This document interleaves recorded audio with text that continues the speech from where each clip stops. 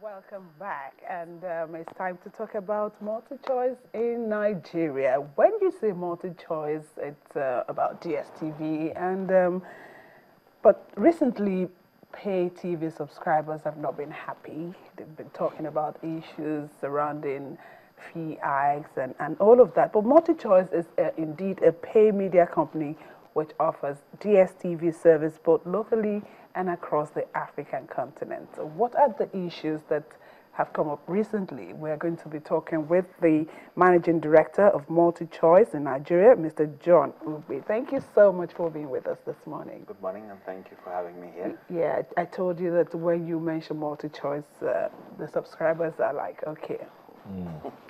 So what has happened? Well, I think, for me, I'd always want to dwell on the positives. And if I just look at even one positive is we introduced a new channel yesterday on TV Max, which came on the platform yesterday. And if I look back in the last few months, I could point out quite a few new channels, enhancement. The fact that today we've made it possible for you to sit on your couch at home and with your remote be able to rent a movie and watch on our Explorer decoders. But I know there's been a lot of discussion around, we had a price increase in April, and I think there was quite a bit of discussion around that. And I think, positive is, yes, we're part of the country, and that's why there will be that much discussion around it. And I think we came out to say, look, we're not isolated. What affects everyone actually affects us too. It's unfortunate that with the cost of content going up, with the cost of operations, with also a devaluation in the currency, which directly affects, the TV industry, which includes capacity on satellite, which we all utilize these, bought in dollars. But also, if you look at, the fuel, we had a very nasty fuel increase, and we could not shut down for 1 second. So during that period, where even the people in the broadcast industry started shutting down, we made sure that we were able to, at an unreasonable cost, provide a 24/7 service to our subscribers. Okay, so it's about the service to the people, you say, but perhaps maybe they're thinking about the percentage, about 20% increase. Yeah, could it have been lower?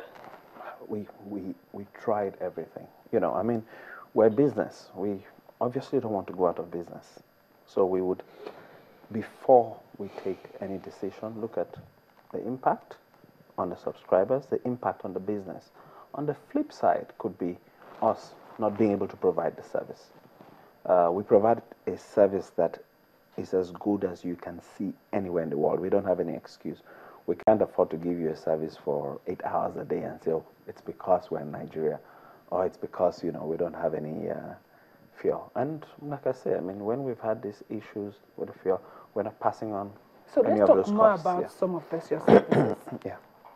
Let's talk more about them, your services. Well, we've got the DSTV service. We've got the Go TV service, which is terrestrial service. And if I look at the DSTV service, we provide high definition channels. We recently introduced, it's not that recent anymore, our Explorer decoder, which gives you an opportunity to record thousands of content, whatever you want to watch. But I think the most important part is with catch up, you can delay your viewing. So you're in the studio now, but you've got a favorite program that comes up at 10 o'clock on Saturdays. Now you can record it, time delayed, and watch it, whenever you get back home. And I think that puts the power of your ability to watch your TV in your hands. That's what we think. We try to look at the changes in a lifestyle. When we introduced the mobile TV option, we knew a lot of time was spent on the road. We allowed you to take your TV everywhere with you. We have the DSTV Now, which is also a mobile option, which is now available on all the app stores, where you can take your TV around with you. Okay, you increased tariff recently. Yeah. Yes, you talked about the conditions around operational conditions that forced you to do that.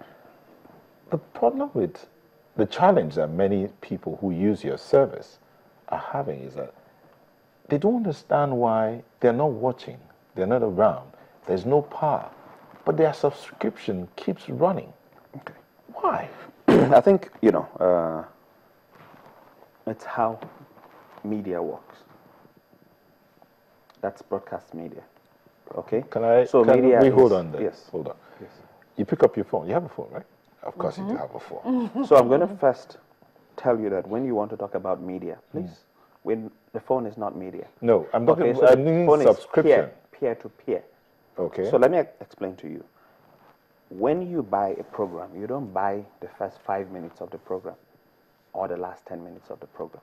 When you purchase content, and I'll use a few analogies to explain. If you go to a football match in the stadium and you buy a ticket to watch the game, and you walk into the game, and you get a phone call, an emergency, you have to leave the game. Or, let's say you support one team and the team concedes 4 goals after the first 10 minutes. You're very upset. Once in a while, you see fans wake up and leave the stadium. Do you get a refund at the gate? That's the one-off. You will never get a refund. That's okay? the one-off. You'll never get a refund. That's even if you have season tickets to watch 38 games, whether you show up or not, you don't get a refund. Now, if you go to watch a movie in the theater, so let me bring it home.